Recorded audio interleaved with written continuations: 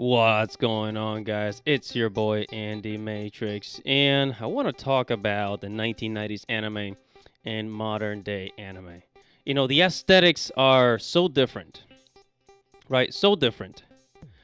Because if you take a look at anime from back then, in the 1990s, early 2000s, they were striving for something. They really put a lot of effort into what they were doing, and it's the aesthetics, the way it looks. It's so different from modern day anime, with all this technology that we're using. The comparison is almost like, fine arts versus plastic.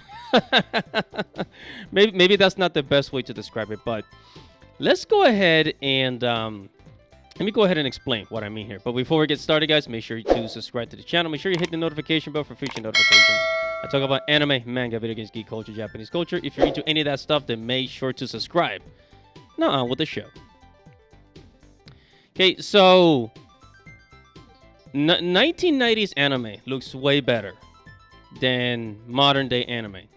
What do I mean by that? I mean, obviously this is an opinion, but I think a lot of people really feel this way because and don't get me wrong. A lot of today's anime is really cool, like Chainsaw Man, for God's sakes. Chainsaw Man is freaking awesome. But I have to say that the art, the aesthetic was so much better back in the 1990s and early 2000s, right? And I will show you what I mean. Okay, so the first reason why 1990s anime looks better than the new anime, than modern anime, than the 2020 anime, right? Or the 2010s anime, is because it's hand-drawn, okay? Hand-drawn animation, pencil to paper, is really something that cannot be beaten. Despite of all the technology that we have, despite of all these, people going from paper and pencil to digital tablets, pencil and paper cannot be beaten. It just looks way better, and I'm gonna show you what I mean in a little bit. So, let's go ahead and take a look at some popular titles from the 1990s, starting with Sailor Moon. Okay, so let's start with Sailor Moon, this image right here. So, take a look at the Sailor Moon on the left.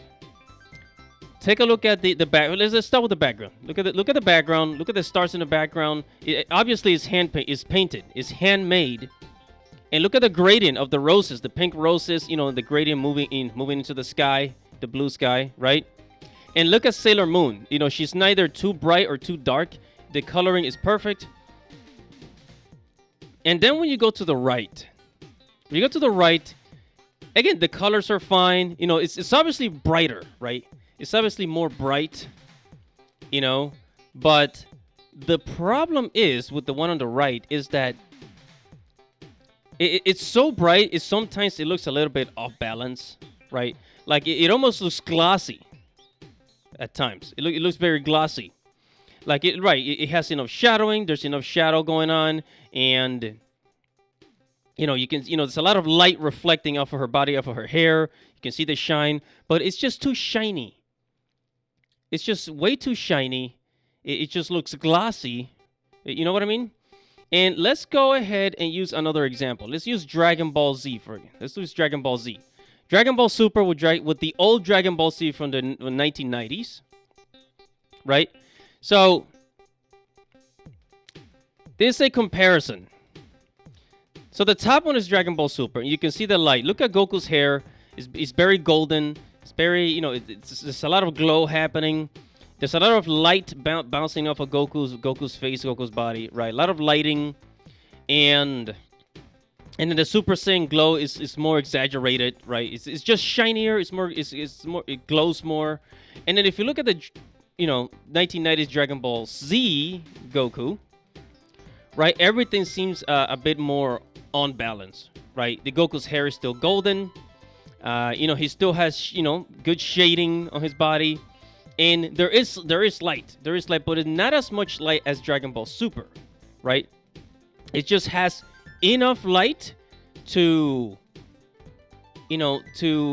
invoke the emotion that it wants to invoke from the audience. Another image. Let's go to take a look at another image. This another Dragon Ball image. Dragon Ball Z to Dragon Ball Super, right? So this is Goku and Vegeta using the Potaro earrings on the left, and then Goku and Vegeta using the Potara earrings on the right. Take a look at the coloring and the effects and the light and the bruises. Take a look at the lines for the bruises, the coloring on Vegeta's face. He looks bruised up like he was actually in a fight. And then take a look at Goku and Vegeta on the right side. They still have scratches, but it's not as convincing. It's not as convincing. You know what I mean? And the Potaro earrings on the right side, there's a lot of shine. Right, there's a lot of shine. It's a lot of glare, really, and the tone, the color tone is much. It's much more flatter. Actually, this anime came out in what, 2016, 2018? Dragon Ball Super, but the colors are much flatter here. I'm not sure why. And then if you take a look at on the left side with Goku and Vegeta, even the background looks very detailed, right? And again, when you look at the lines of each of Goku and Vegeta, like the drawing lines, you can almost see, the pencil, the texture of the pencil, right? And this is something that is true with a lot of anime from back then. If we go to, let's say, Yu Yu Hakusho with Hiei, look at this drawing. Look at it. This is very dark. So it's very obvious that he's in like a dark area, right? But you can still see the details on this character, right? Look at the line art of this character. It's just so much more on point, so much more convincing. And again, there's not too much light and it's not too dark. It's a very well balanced. And now the second reason why 1990s anime looks so much better than modern day anime is because of the anime backgrounds, right? The anime backgrounds were also hand drawn. Like if you take a look, for example, whenever they draw a sunset, the gradients of the sunset, it's all hand drawn, and it pulls you into the scenery, right? Because it feels like you're staring at a painting rather than this digitally generated work of art, right? So you can always tell when something is hand drawn as opposed to when something is, done on the computer, right? Even if the computer has the effects like the pencil effect or whatever, you can still tell, right? And if you look at this one, for example, look at the details here, like the wires, like the street poles and the cables, going across the street. There used to be a lot of detail back in the day with anime, with the sunset, the details on the street. It was just so it was a labor of love, and you can tell that they put in their all when they were creating these these scenes. Maybe take a look at this train. The scene of the train is again very detailed. It is not too bright, not too dark. It is the perfect, the colors are very well balanced. Although it's anime, but cartoony style, it's still very realistic.